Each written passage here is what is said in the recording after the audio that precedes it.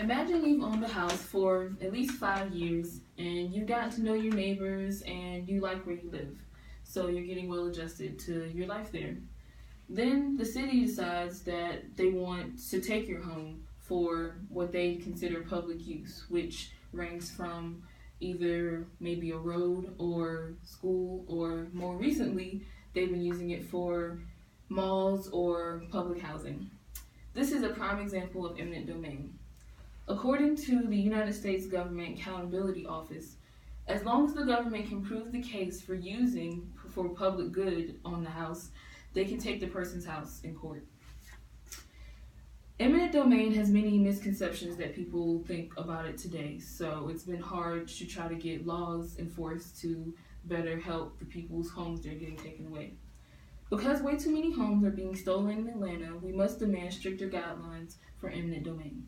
Today, I will introduce 3 common misconceptions made about eminent domain that hurt chances of making positive changes.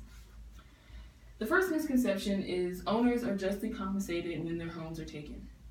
The government is required by law to pay the fair market value or just compensation for the owner's home. But the market value is based on the market value whenever the government puts the house on eminent domain. So it changes from when the owner bought the house, and it could either go up or down, so it depends. And most homeowners don't really know much about eminent domain. It's mainly their first time hearing about it, or they don't really know much about the topic. So they just believe that they don't have a choice in giving up their home. So they go with the original price that the government gives. According to Beiersdorf Associates, which is a lawyer company place that is specifies in eminent domain cases. And the government, of course, is not thinking about the homeowners. They're thinking about the cheapest price they can get for their home so they can go ahead and do what they need to do with their project. So if homeowners go ahead and take the original price, they're not maybe getting as much as the home is actually for. Steve Greenhut has been studying the eminent domain cases for a few years now, and in 2003 he made the comment of, almost always the government tries to lowball the property owner, in many cases offering a fraction of the property's value. The second misconception is owners have plenty of options and do not have to agree to give up homes. People renting homes do not even apply to these laws or anything because they don't own the home, so they have no choice but to move and leave, and they don't get any compensation.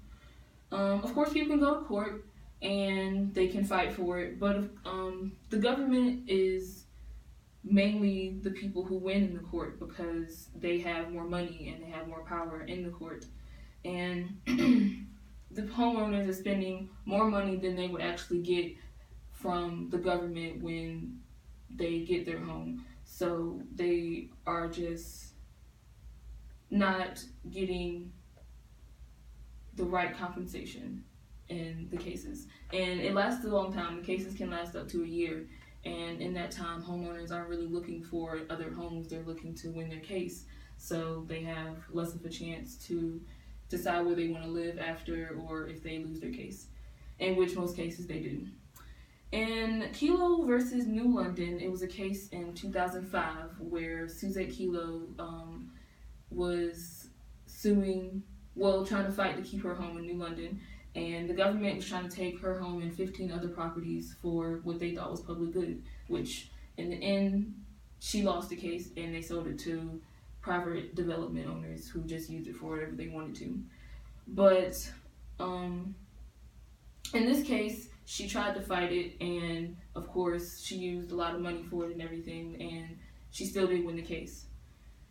Georgia law requires that the government is to notify homeowners in writing about eminent domain before they open the case. So people think that since this was created in 2006 by a bill, Bill 1313, according to the Department of Community Affairs. So people think by this that it's okay, and the government in Georgia is helping with eminent domain.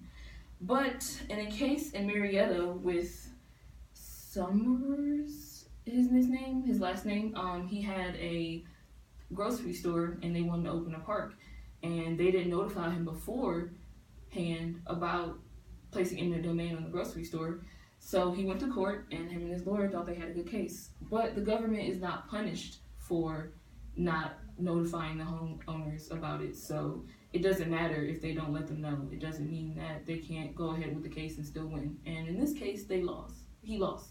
So he didn't get to keep his grocery store.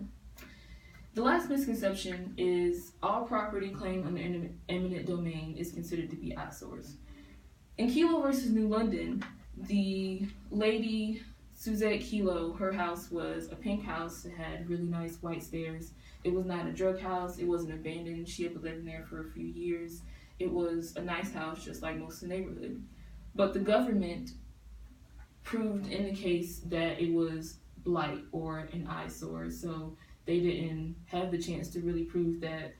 The homeowners in Kelo didn't have the chance to prove that it wasn't a blight neighborhood and it wasn't a harm to anybody. So as long as the government can prove in some way that their project is going to help these abandoned houses or eyesores, then they win their cases and makes their case stronger. In conclusion, eminent domain is a problem and it needs to be solved. With the right solutions, we could fix eminent domain, especially in Atlanta, to help other cities like Columbus, where eminent domain also occurs. In Atlanta, you have to be so cautious when buying homes because there's so many times where eminent domain is placed on homes. In 2003, Berliner made a comment about eminent domain in the United States. Over the past 5 years, governments have condemned or threatened more than 10,000 homes, businesses, church, and private land for private business development.